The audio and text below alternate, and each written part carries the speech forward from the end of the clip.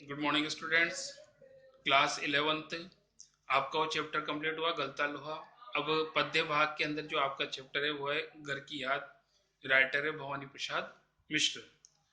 यहाँ पे यदि बात करें भवानी प्रसाद मिश्र की तो उनका परिचय इस प्रकार है।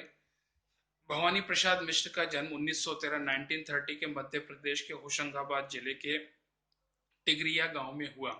इन्होंने जबलपुर से उच्च शिक्षा प्राप्त की। इनका हिंदी, अंग्रेजी और संस्कृत भाषाओं पर अधिकार था। इन्होंने शिक्षक के रूप में कार्य किया। फिर वे कल्पना, पत्रकारिता, आकाशवाणी और गांधी जी की कई संस्थाओं से जुड़े रहे। इनकी कविताओं में सतपुड़ा अंचल, मालवा आदि क्षेत्रों के प्राकृतिक वैभव मिलता है। इन्हें साहित्य अकादमी, मध्य प्रदेश शासन का शिखर सम्मान, दिल्ली प्रशासन का गाली पुरस्कार से सम्मानित किया गया। इनकी साहित्य और समाज सेवा को मद्देनजर भारत सरकार ने पद्मश्री से अलंकृत किया। इनका देहावसान 1985 1985 में हुआ। प्रमुख रचनाएं सतपुड़ा के जंगल, सन्नाटा, गीत फरोश, चकित है दुख, बुनी हुई रस्सी, खुशबू के शिलालेख, अनाम तुम आते हो, इदम न मम आदि। गीत फरोश इनका पहला काव्य संग्रह। गांधी पंचशती की कविताओं में कवि ने गांधी जी को श्रद्धांजलि अर्पित की है। काव्यगत विशेषताएं: सहज भाषण, सहज लेखन और सहज अभिव्यक्ति का नाम है भवानी प्रसाद मिश्र। ये कविता साहित्य और राष्ट्रीय आंदोलन के प्रमुख कवियों में से एक है। गांधीवाद में इनका अखंड विश्वास था। इन्होंने गांधी वाङ्मय के हिंदी खंडों का संपादन कर कविता और गांधी जी के बीच सेतु का काम किया। इनकी कविता हिंदी की सहज लय की कविता है। इसकी सहजता का संबंध गांधी जी की चरखी लय से भी मिलता है, इसलिए उन्हें कविता का गांधी कहा जाता है। इनकी कविताओं के बोलचाल के गद्यात्मक से रखते हैं, वाक्य विन्यास को कविता में बदल लेने की अद्भुत क्षमता है। इन्हीं कारण इसी कारण इन्हें कविता सहज और लोक के करीब है। कविता का सारांश: यहाँ पे जैसा कि आपका प्रसंग आता है कि चैप्टर है घर की याद, और इस घर की याद चैप्टर के माध्यम से लेखक बताना चाहते हैं कि किस प्रकार से लेखक अपने जीवन की बताता है। जैसा कि आपको पहले प्रसंग पता लगा, गांधी जी का संपर्क रहा है, साथ में किस प्रकार से राष्ट्रीय आंदोलन या स्वतंत्र आंदोलन में इनका योगदान रहा। तो इन्होंने अपना योगदान दिया। तो ये कविता ऐसी है कि लेखक जेल में है, और जेल में होने का कारण देश प्रेम है। अपनी स्वतंत्रता, अपनी देश की आज़ादी के लिए वो जेलों में हैं, और जेल में रहकर अपनी आज़ादी के आंदोलन में अपना योगदान दे रहे हैं। वहां पर जब प्रसंग आता है कि वर्षा का समय आता है, वर्षा का समय जैसे आता है, जैसे जैसे पानी गिरता है, वैसे उसकी आंखों के सामने पूरा का पूरा घर तैरता हुआ नजर आता है। लेखक बताता है किस प्रकार से वहां जब अपने माता पिता और परिवार के बीच में होता तो वहां पे वर्षा होती, और किस प्रकार से वो व्यवहार करता, परिवार वाले कैसा महसूस करते, परिवार कैसा था, कैसा होगा। ये सारी की सारी कल्पनाएं पानी के सामने, पानी गिरने के साथ साथ उसकी आंखों के सामने तैरने लगती है।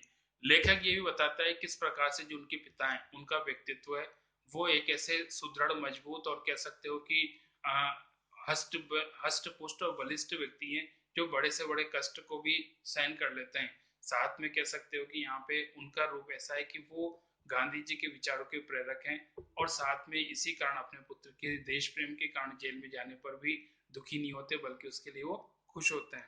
दूसरी माता भी अपने आप को गर्व महसूस करती है, गौरवान्वित महसूस करती है। उन्हें लगता है कि उनका जो पुत्र है, सबसे छोटा पांचवा पुत्र है, और वो पांचवा पुत्र होने के कारण, छोटा होने के बावजूद उसने ऐसा कार्य किया कि वो सभी व्यक्तियों के लिए यादगार बन गया। भाई और बहनें जो आपस में एक दूसरे की बुझाएं, एक दूसरे की प्रेम की डोर है जो एक दूसरे को बांधे हुई है। तो लेखक इन सब के बारे में विचार करता है। उसे लगता है कि किस प्रकार से परिवार उसकी कमी को महसूस कर रहा होगा, और वो यहाँ पे उनकी कमी को महसूस कर रहे हैं। अगली बात, यहाँ पे जैसा कि लेखक खुद बताना चाहता है, क्योंकि वो खुद यहाँ पे दुखी है। लेखक आप भी जानते हैं कि परिवार से दूर होना खुशी का कारण नहीं होता या खुश नहीं होता।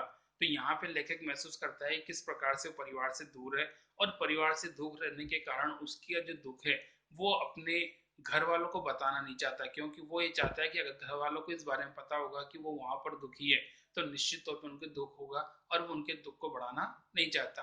तो यहाँ पे एक प्रसंग और आता है कि वो सावन आता है, बरसात के माध्यम से अपनी अपना संदेश पहुंचाना चाहता है कि किस प्रकार से यहाँ पे कि उसका संदेश वहां परिवार के सामने पहुंचे, परिवार वाले उस संदेश को सुनकर सुख की अनुभूति करें।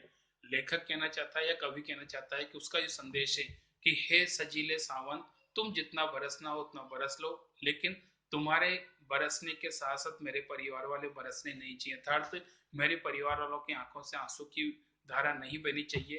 उन्हें तुम ऐसा संदेश देना कि मैं यहाँ जेल में हूँ, मस्त हूँ, खुशी से रहता हूँ, अच्छा खाना पीना, रहना, पढ़ना लिखना, सब कुछ मेरा कार्य यहाँ नित्य होता है। साथ में सिर्फ एक घर पे नहीं हूँ, इतना सब बस है, बाकी सब कुछ है। कुल मिलाए कहने का तरीका है कि जितना सुख मैं अपने घर पे महसूस करता हूँ उतना ही सुख मैं यहाँ पर हूँ, और मुझे पढ़ना लिखना और सब कुछ वैसा ही चल रहा है जैसा कि होना चाहिए था। लेकिन दूसरे क्षण कभी महसूस भी करता है कि वो जो संदेश पहुंचा रहा है वो संदेश असत्य है, झूठ है। उसका कारण भी यही है कि वो परिवार वालों को दुखी नहीं देखना चाहता। उसका एकमात्र मकसद है कि परिवार को सुख की अनुभूति हो।